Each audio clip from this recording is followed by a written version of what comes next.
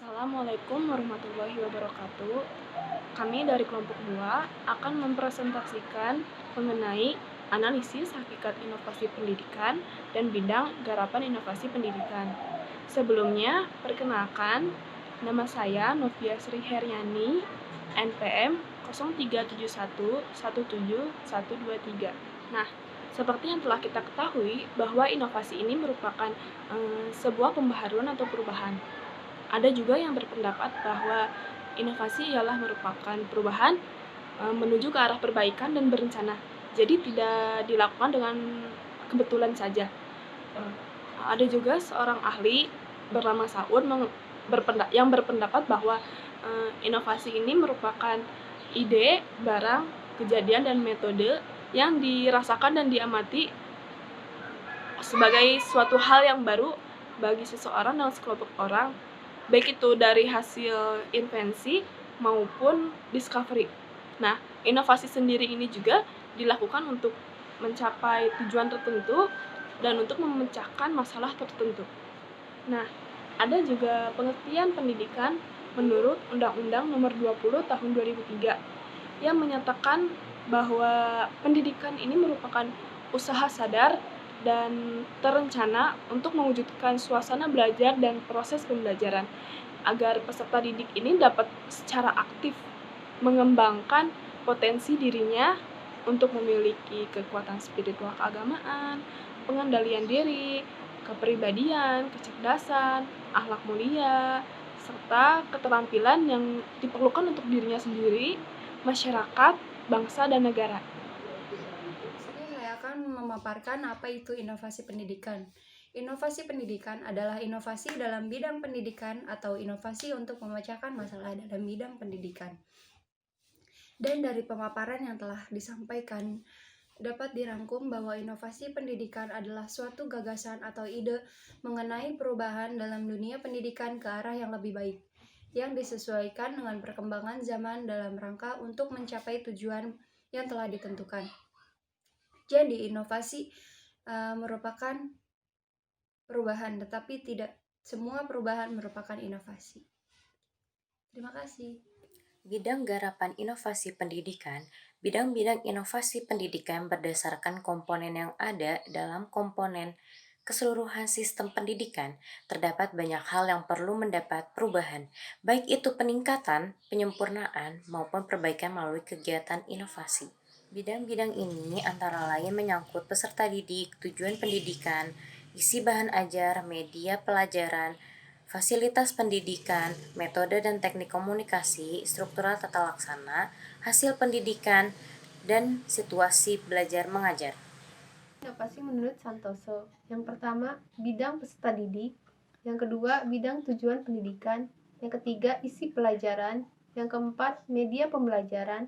Yang kelima, fasilitas pendidikan.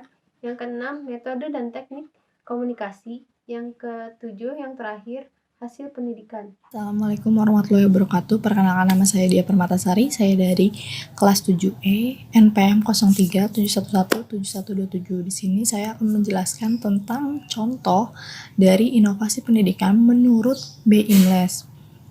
Yang pertama itu ada pembinaan personalia, di mana pembinaan personalia itu pendidikan yang merupakan bagian dari sistem sosial yang menentukan personal. Personal ini tuh dimaksud dengan seseorang, menentukan personal seseorang sebagai komponen sistem. Jadi seseorang ini adalah salah satu dari komponen sistem.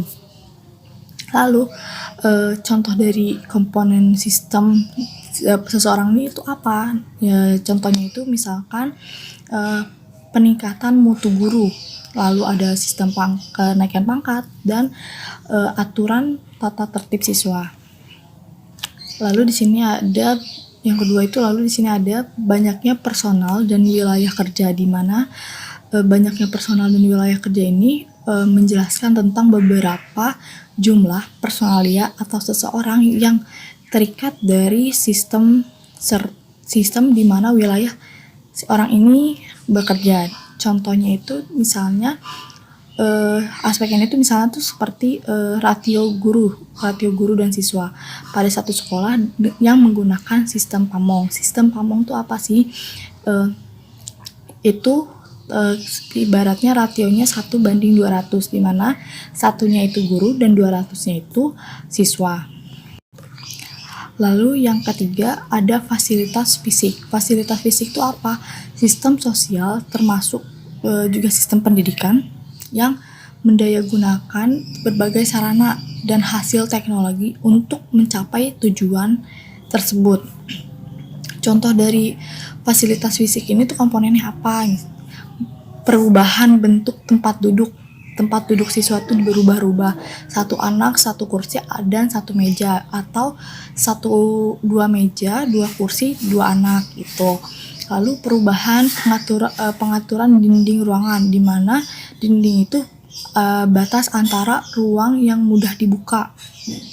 Sehingga diperlukan ruang yang dapat disatukan. Contohnya tuh kayak kelas, satu gedung itu ada beberapa kelas yang ruangannya itu bisa disatukan.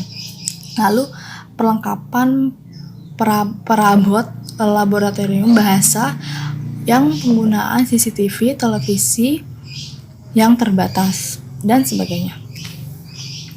Lalu di sini ada penggunaan waktu. Penggunaan waktu itu suatu sistem pendidikan tentu memiliki perencanaan penggunaan waktu. Inovasi ini tuh relevan dengan komponen, misalnya pengaturan waktu belajar semesteran, waktu belajar semesteran, catur wulan, terus ada pembuatan jadwal pembelajaran, dan yang jadwal pembelajaran itu yang dapat memberi kesempatan untuk siswa memilih waktu sesuai dengan keperluannya. Lalu di sini ada perumusan tujuan. Perumusan tujuan itu seperti sistem pendidikan. Nah, sistem pendidikan itu memiliki rumusan tujuan yang jelas. Nah, misalnya tuh apa? Perubahan tujuan tiap jenis sekolah. Misalnya yang pertama itu dari TK, SD, SMP, SMA. Disesuaikan dengan kebutuhan dan perkembangan seorang anak. Lalu di sini ada perubahan rumusan tujuan pendidikan nasional dan lain sebagainya. Lalu di sini saya akan menjelaskan dari prosedur. Prosedur itu apa? Prosedur itu sistem pendidikan yang mempunyai prosedur untuk mencapai tujuan. Contohnya itu seperti penggunaan kurikulum baru. Contohnya sekarang ini penggunaan kurikulum baru yang dari KTSP ke 2013. Cara membuat persiapan mengajar, pengajaran individual, pengajaran kelompok, dan lain sebagainya. Lalu di sini juga ada peran yang diperlukan. Peran yang diperlukan ini sistem sosial yang termasuk dari sistem pendidikan, di mana kejelasan perannya itu diperlukan untuk melancarkan jalannya suatu pembelajaran dan pencapaian tujuan inovasi tersebut. Contohnya tuh apa? Contohnya itu peran guru sebagai pemakai media. Guru itu sebagai media yang diperlukan untuk untuk setiap pembelajaran di kelas. Lalu ada peran guru sebagai pengelola kegiatan kelompok. Guru sebagai anggota tim teaching. Lalu di sini saya akan menjelaskan tentang wawasan dan perasaan. Wawasan dan perasaan ini tuh interaksi sosial biasanya tuh berkembang dari suatu wawasan dan perasaan tertentu yang akan menunjang kelancaran pelaksanaan tugas. Di mana kesamaan dari wawasan dan perasaan ini tuh untuk mencapai tujuan pendidikan yang sudah ditentukan, yang gunanya itu akan mempercepat tercapainya tujuan tersebut. Contohnya itu wawasan pendidikan seumur hidup, wawasan pendidikan keterampilan proses, perasaan cinta kepada guru, lalu kesediaan berkorban, kesabaran sangat diperlukan untuk menunjang pelaksanaan kurikulum SD yang disempurnakan. Lalu di sini saya akan menjelaskan lagi tentang bentuk hubungan antar bagian mekanisme kerja. Di sini itu sistem pendidikannya perlu ada kejelasan di mana hubungan antara bagian atau mekanisme kerja antara bagian dalam pelaksanaan kegiatan. Ini tuh untuk mencapai tujuan. Contohnya itu seperti diadakannya perubahan pembagian tugas antara seksi di kantor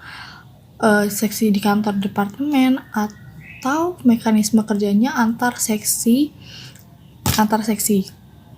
Di perguruan tinggi ini tuh diadakan perubahan hubungan kerja antara jurusan, fakultas, dan biro registrasi tentang pengadministrasian nilai mahasiswa. Lalu di sini ada hubungan dengan sistem yang lain, di mana hubungan dengan sistem yang lain itu pelaksanaan kegiatan pendidikannya dalam beberapa hal harus berhubungan, di mana berhubungan itu bekerja sama dengan sistem yang lain. Contohnya itu seperti yang kita lakukan kemarin itu KKN. Terus ada KKN ini yang diambil dari data pelaksanaan KKN yang bekerja sama dengan pemerintah daerah setempat. Seperti yang kita lakukan kemarin kan KKN itu datanya diambil dari kerjasama antara mahasiswa dengan pihak pemerintah daerah setempat kan. Lalu di sini saya akan menjelaskan tentang strategi yang dimana strategi ini itu tahap-tahap yang dilaksanakan untuk mencapai tujuan inovasi pendidikan.